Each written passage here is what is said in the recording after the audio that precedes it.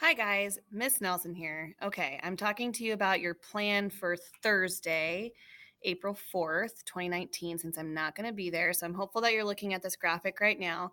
You should have done a body paragraph yourself, hopefully. And then yesterday we did the counterclaim where we acknowledged the other side of the argument and proved it wrong with evidence. So today we're going to put it all together with this green part, your introduction and your conclusion. So I'm just going to walk you through an example of my own with that guided meditation essay that I was working on. And I'm also going to show you all of the pieces that you should have. So you should have a hook, you should have some background info, and then you should have your claim. Remember, you guys wrote your claim a long time ago. That was how we began.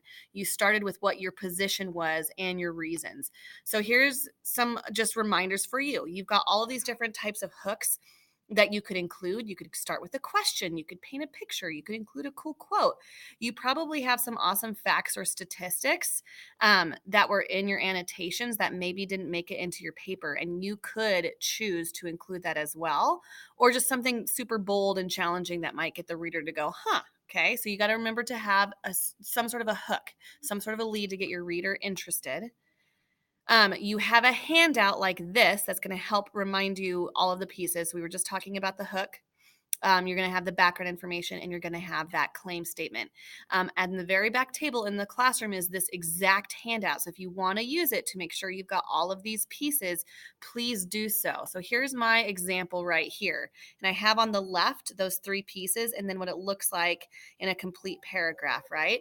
So I started with a statistic, a fact or statistic that I had, right? According to a recent survey of 1,000 teens by the American Psychological Association, 40% of teens report feeling irritable or angry, 36% nervous or anxious, and a third say stress makes them feel overwhelmed, depressed, or sad. Then I go into my background that kind of explains this quote, right? Many students arrive to school feeling stressed and anxiety ridden rather than ready to learn. This stress and anxiety affects their ability to concentrate and focus in school, and it negatively affects their mood and relationships. When students are stressed or angry, they are more likely to show negative behaviors at school. There is something that can help ease the stress students experience: meditation. And then I end my introduction with my claim. Students at Lakes should start each day with meditation to increase positive behaviors and support students struggling with stress and anxiety. So that's going to be my very, very, very first paragraph. Okay. So I know I'm going really fast and you had the introduction, and I know it seems weird skipping straight to the conclusion, but remember that yesterday you drafted the counterclaim. You also drafted your body paragraphs, and we're really thinking about sandwiching our ideas. So your conclusion is where you're going to restate your claim, restate your main ideas, and end with this call to action. What do you want your reader to do? So you're kind of summarizing everything up. You're not adding anything new. You're just closing it in a succinct way.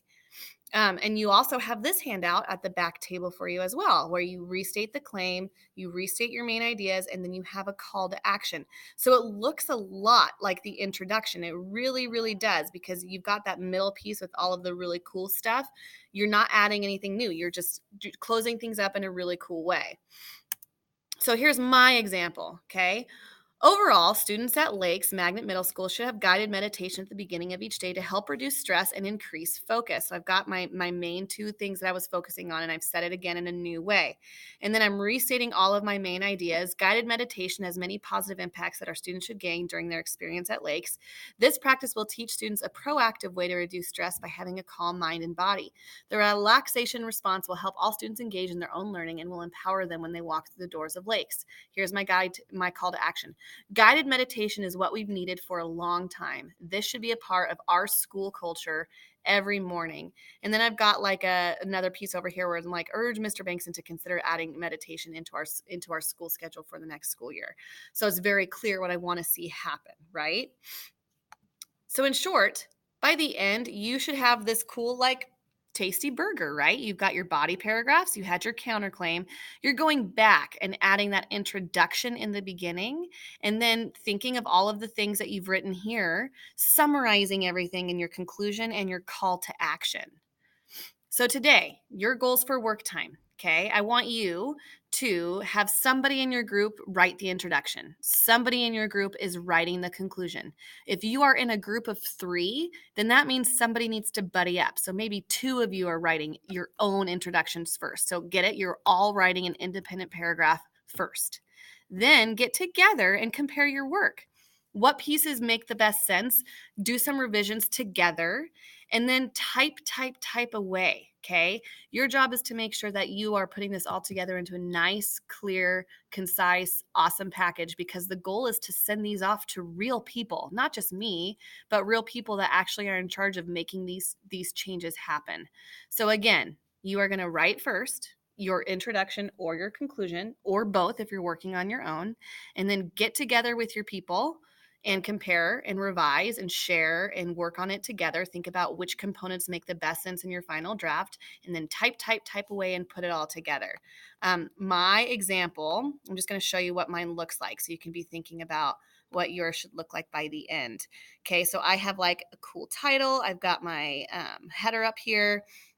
Notice this is my introduction paragraph is right here, and then I'm going down and I've got my first body paragraph, which I was in charge of. And then if my second person was in charge of the second body paragraph, you can see that that's not quite finished there. And then I've got my counterclaim, and then last is my conclusion. And then, oh yeah, did you include a works consulted? Don't forget to include that at the very, very end. Okay. So again, all of your resources are in the classroom that you could need. This video is in Google Classroom if you need it. And the introduction and conclusion pages are available at the back table. And you've got everything you could possibly, hopefully need. And send me an email if you need anything. I'll be on my computer throughout the day.